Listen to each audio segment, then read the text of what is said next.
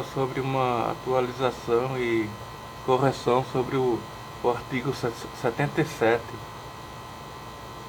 que ouvimos no vídeo número 1 da Universo Dominici Grestes, que leva consequentemente ao conclave de 2025. Desse modo, concluiremos sobre a possível situação canônica irregular tanto de Francisco quanto de Leão. Aquela aparição em Pesqueira, citada no vídeo anterior, no Agreste, no estado de Pernambuco, em 1936, foi reconhecida pela diocese local em 2021. Ou seja, ocorreu durante aquela época, quando todos perceberam uma imposição contra a nossa liberdade, aos quais outros direitos fundamentais não foram igualmente respeitados. Será que foi esse o motivo principal do clero local a reconhecer essa aparição? Mas isso é com certeza um motivo aqui da importância na reflexão focada no papado, que atualmente, como fiéis, e percebemos também algo errado sobre os últimos pontificados. Assim se deve esperar um juízo definitivo um dia daqueles que têm competência diante dos argumentos canônicos que são debatidos profundamente na Itália e mostrados um pouco aqui sobre esse mesmo assunto.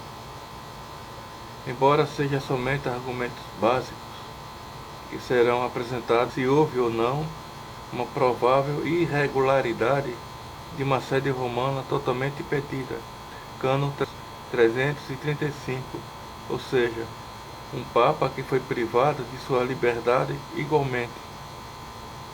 Mas serão importantes a fim de revelar essa problemática canônica publicamente. Assim tudo leva a crer que a Igreja hoje está sem um Papa canonicamente eleito, validamente. Isso é uma responsabilidade enorme diante de Deus, na parte daqueles que obtêm autoridade no seio da Igreja a julgar, ou seja, o colégio de cardeais, pois esse mesmo colégio não pode ignorar tal assunto. Logo, na nossa parte, não podemos ignorar também esses fatos canônicos, como nós ignoramos os fatos passados sobre esses tempos não distantes. O ignorar aqui é a nossa indiferença em ouvir a Igreja, a figura do Papa, a figura principal da Igreja, como ensina Santo Agostinho, como ouvimos no vídeo anterior, porque preferimos ouvir outras lideranças.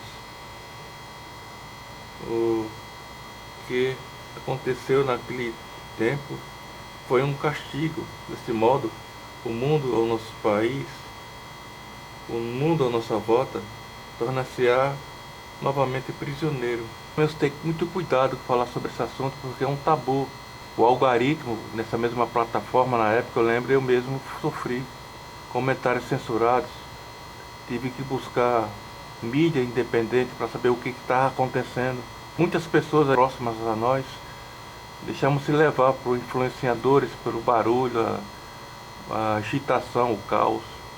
Poucos buscaram o silêncio, a reflexão, para ver com calma o que estava acontecendo. Foi que eu tentei colocar no vídeo anterior. A narrativa ainda está viva. Tudo culpa nossa, pois não buscamos a verdade.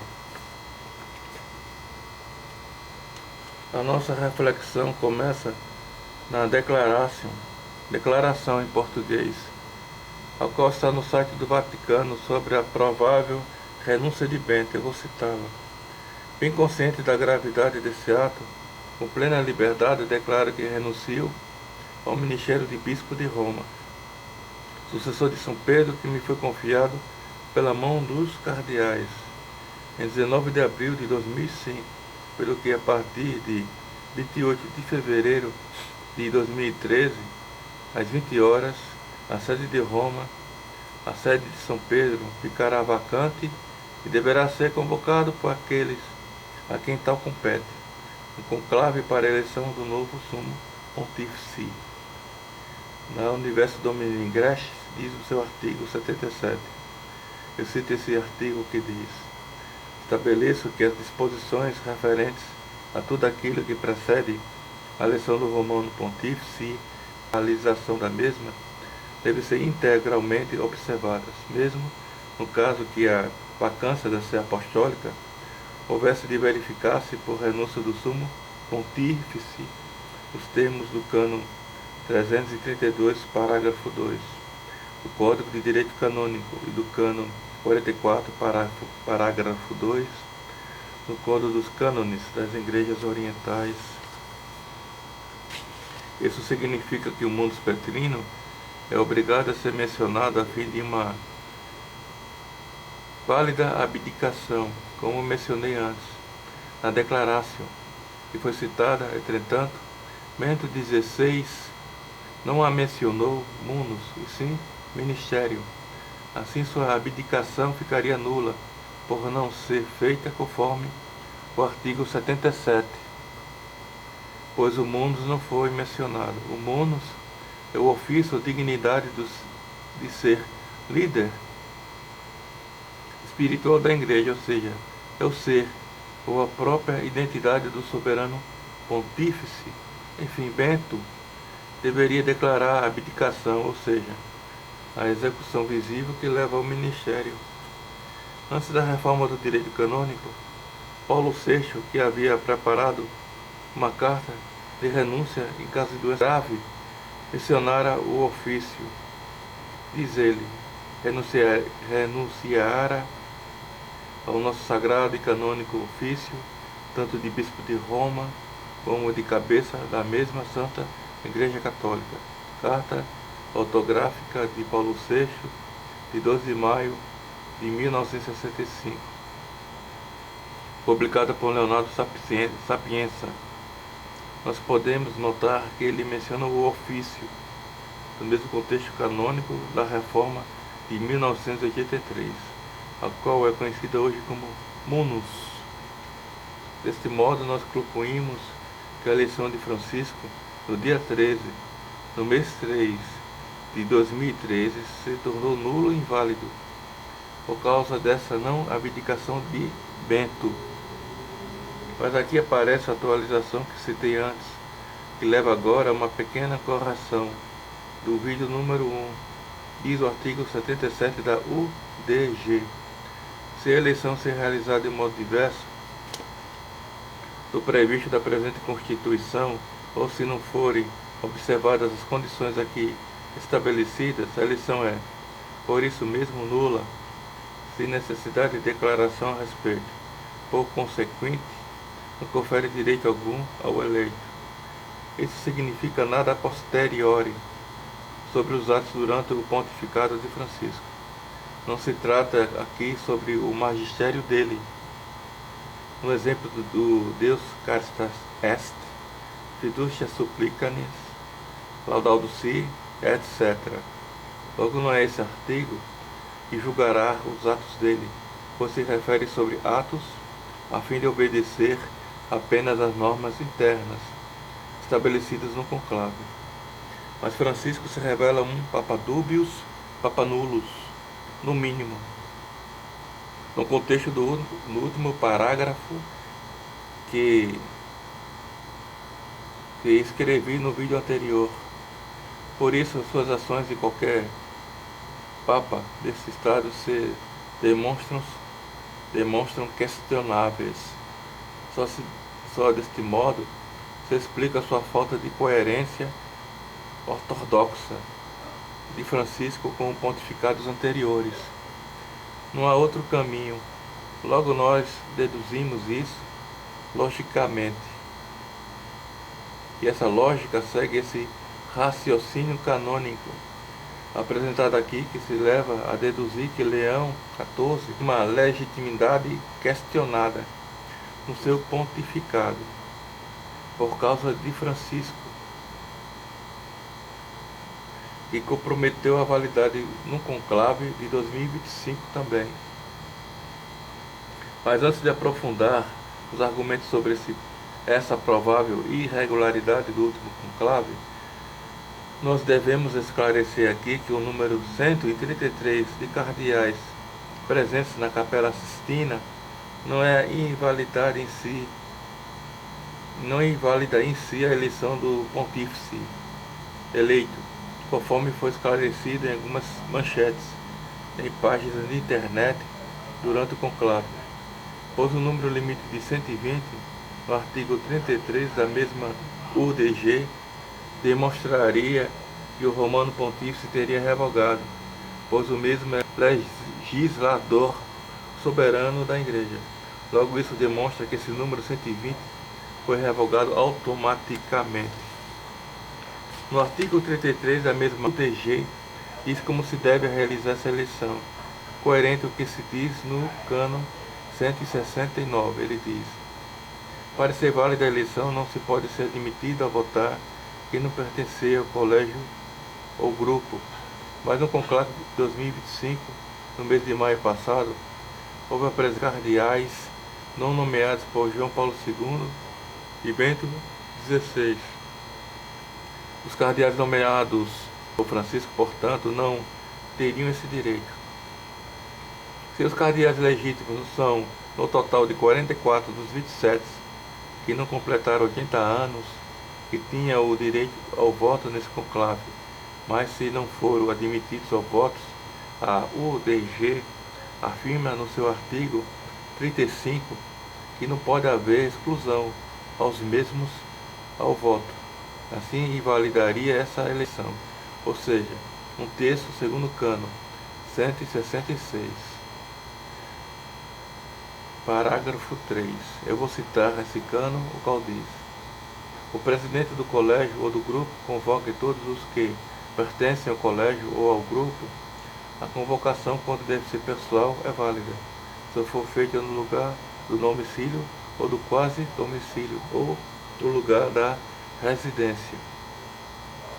Em seu parágrafo 3º diz: se tiver sido preterida mais do que a terça parte dos eleitores, a eleição é nula pelo próprio direito, a não ser que todos os preteridos de fato tenham estado presentes.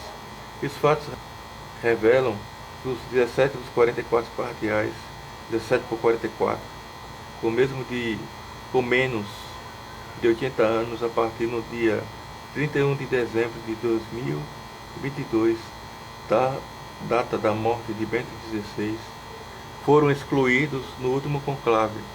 Assim, essa exclusão aos mesmos violou as disposições da UDG. Logo, nós concluímos que Leão XIV se tornou mais um romano pontífice ilegítimo. E esses erros não podem ser corrigidos, pois não se pode haver fraude ou engano a fim de reparar com uma suplência da Igreja, pois contraria as normas da UDG. Isso está ainda no contexto canônico através do cânon 144. Eu busquei uma argumentação de um padre que explica isso. Simples analogia.